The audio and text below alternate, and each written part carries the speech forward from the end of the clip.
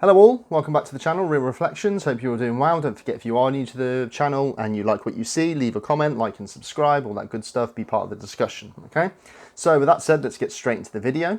I've got another kind of Blu-ray 4K purchase update haul video for you because there's been a few sales on recently over the last month or so, so I thought, you know, I splurged, as you do sometimes, so I thought why not let you guys know what purchases I've got.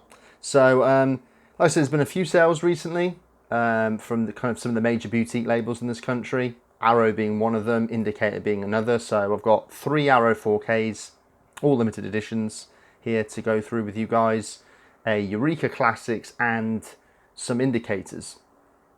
I did buy quite a few Indicator Blu-rays, but I thought I've just picked out 4 or 5 because otherwise this video will go on forever, and I probably am guilty of tending to ramble on this channel. So yeah, with that said, let's get straight into it. So because we're entering another heat wave here, like 30-degree plus weather at the moment, and yeah, I see my film consumption seems to have gone up. Yeah, I'm probably less inclined to watch movies now that the weather's great. So oh well, I guess they're physical media, it's here to come back to, right? It's here to stay. So well, hopefully here to stay, period, but that's another discussion, I suppose. Let's get into it anyway. Arrow 4Ks, 3 limited editions, 2 of which I've seen before, 1 I haven't, but we'll go through the ones I've seen first. So the first one is from the 90s, kind of one of the most notable crime thrillers, kind of neo-noirs from the 90s, Usual Suspects, from 1995, directed by Bryan Singer.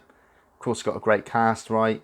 Kevin Spacey, who's kind of nowadays been exiled from Hollywood, as has Bryan Singer, actually, so it's probably a kind of like unfashionable movie these days, but this was all the rage back when it came out, and even in the 2000s, this was kind of seen as one of the key 90s films. American movies of the 90s anyway, certainly one of the key crime movies of the 90s. And one of those kind of great puzzle narrative movies or twist movies, which, depending on your appetite for those kind of things, your appreciation for it over time might be determined by, like, say, your appreciation for those kinds of movies in general.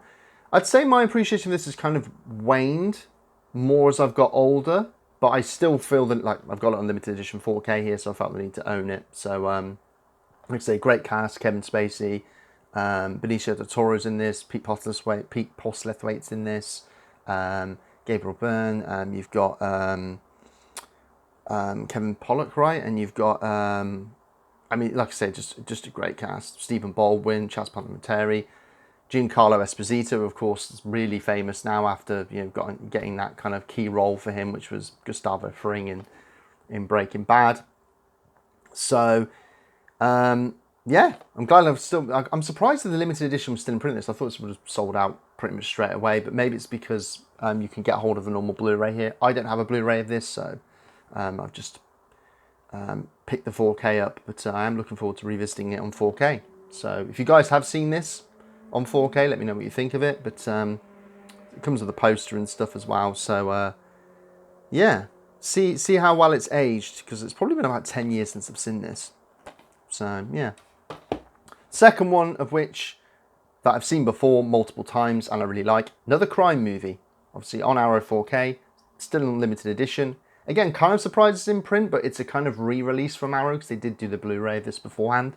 That's The Long Good Friday, one of the iconic British gangster films, right, from 1980, starring Bob Hoskins, Helen Mirren in the kind of gangster's mole role. And if you are familiar with kind of British film and TV, basically if you live in Britain, right, you're going to see a lot of familiar faces pop up in this, from all kinds of, whether it's soaps, TV dramas. Look out for a young Pierce Brosnan; he's in this as well. So there's a lot of who's in this, but kind of for me, it was for a long time my kind of favourite British gangster movie. I'm not a huge fan of the modern British gangster movie. In fact, I can't stand a lot of the modern British gangster films. In that kind of Guy Ritchie ironic mode. This, for me, I mean, it was always a tie between this and kind of Get Carter. And in fact, I always used to prefer this to Get Carter. Of course, I'm talking about the original Michael Caine version, which I saw at the South Bank a few years ago. which kind of enhanced. Yeah, now I'd have to watch both in quick succession, see which one's actually my kind of favourite. It could be Get Carter, but this was the kind of, on first viewing, more impactful for me. Love the score. Love the performances. Bob Hoskins terrific in this. Has one of the great movie endings as well, I think. There's some terrific sequences. And yeah, it's just kind of I first saw this on film 4 when I was a teenager, I believe. And it must have been the American version I saw, because the American version, they put the kind of the explanation of the British slang at the beginning on like a title card. Like all the colloquialisms that are used in the film. Which I just thought that was the part of the film in general, but actually I think it's part of the American version, right? Used to kind of help explain some of the terms for unfamiliar American audiences. But terrific film, and a great snapshot of early Thatcherite Britain, when, you know, changing face of London, early neoliberal Britain, you know, late 70s, early 80s. So it's kind of one of the great kind of films that is on the cusp of, like I say, the changing face of neoliberal Britain. So yeah. Long Good Friday. Still love this movie.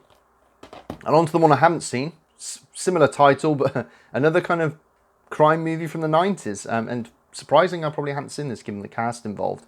Long Kiss Goodnight. Never seen this. Always used to get it mixed up with The Last Boy Scout, the Bruce Willis, Tony Scott action movie from the 90s. But this is directed by Rennie Harlin, and of course did Die Hard 2 and Cliffhanger, which are two kind of decent, serviceable 90s action movies, right? So I'm kind of looking forward to see this, because I'm, you know, it's got Samuel L. Jackson in it, Gina Davis. So I mean that should sell it really, because I'm a fan of those two actors, and yeah, say limited edition 4K. And yeah, it's just got the 4K feature, then the second disc is Blu-ray special features, and it's got like poster and postcards in it. You know, all the kind of the tact that comes with our limited editions, but nice slipcover, I think. But yeah, never seen it, so that's going to be a first time watch for me. As is this next film. Don't know too much about this. Looks like a kind of cult horror movie, but the director attached and some of the familiar actors, I thought, why not take a punt? And this is the Eureka Classics title I was referring to at the beginning. That's Prophecy. Directed by John Frankenheimer, who's probably best known for directing... I mean, the last film I think he ever directed was Ronin from the 90s, right? With, you know, again, the crime movie with Robert De Niro, Jean Reno, Sean Bean, etc. But his most kind of renowned films are probably the likes of the original Manchurian Candidate from 62, Seconds from 66, The Train, starring Burt Lancaster, those movies really. So he's made a few terrific films. I've never seen this one, Prophecy, which is kind of described on the back as an environmental horror, which I'm sold. That sounds interesting. I'm kind of a fan of those kinds of subtext kind of horror movies. Talia Shire is the kind of lead actress in this, and Robert Foxworth's the lead actor. So not many special features on it, from 1979. Never seen it, so yeah. So I think this came out the same time as Alien, if I recall, which is quite interesting, because, you know, both 79 horror movies, both feature kind of like egg-like things on the cover or poster art, I imagine, at the time. So that's interesting coincidence, I suppose. But yeah, I've seen Alien, of course, never seen Prophecy. All right, now onto the indicators. I've picked out 4 for you guys. First one I know kind of very little about. Road Games. I know it stars Stacey Keach and Jamie Lee Curtis. It's from the early 80s, 1981. A kind of Australian thriller, almost like probably a Hitchcockian thriller, I think, from the sounds of it. A lot of special features on here. Multiple audio commentaries. Like I say, don't know much about it, but it has got a kind of dedicated cult following who swear by this film, so I look forward to watching that as well. Music by Brian May. Can't be Queen's Brian May, right? It's the other Brian May who scored. I've watched something recently that he scored. Mad Max 2, Road Warrior, right? I think he scored that as well. But yeah, never seen this movie, so look forward to watching that. Looks like a good genre thriller. Never seen this film either. In fact, I've never seen the rest of these films, so I can stop saying that now. Housekeeping, 1987, directed by Bill Forsyth, who's a Scottish director. And I have seen some of Bill Forsyth's other films. Probably his most famous film is Local Hero, from 1983, which is a terrific movie. I've also seen his, I think it was his first film, Gregor's Girl. But I've never seen Housekeeping, which I think was it his first and only American film? Columbia Pictures, so yeah, I imagine so. But scripted and directed by him. He's got a very distinct touch, Bill Forsyth, almost kind of like whimsical, but not like in a kind of cloying or annoying sense. So again, I look forward to watching this because there are a few people out there that really hold this in high regard. So and look, it does look quite. I mean, even the cover makes it, looks quite quirky, doesn't it? But yeah. It wouldn't surprise me if it's given it's Bill Forsyth. So I like Bill Forsyth's other movies, so I do look forward to that. And then two more films, right? Released by Indicator, made by John Carpenter, the iconic genre director, right? The kind of the modern day Howard Hawks, as he's kind of referred to. And both of these I've never seen, probably because they're both lesser well thought of John Carpenter movies. The first one is Vampires, which has a really interesting cast, actually. You've got, I mean, James Woods is in this, right? Yeah, James Woods, Cheryl Lee. Maximilian Schell's in this as well. Okay, so music's by John Carpenter, of course, that's pretty cool.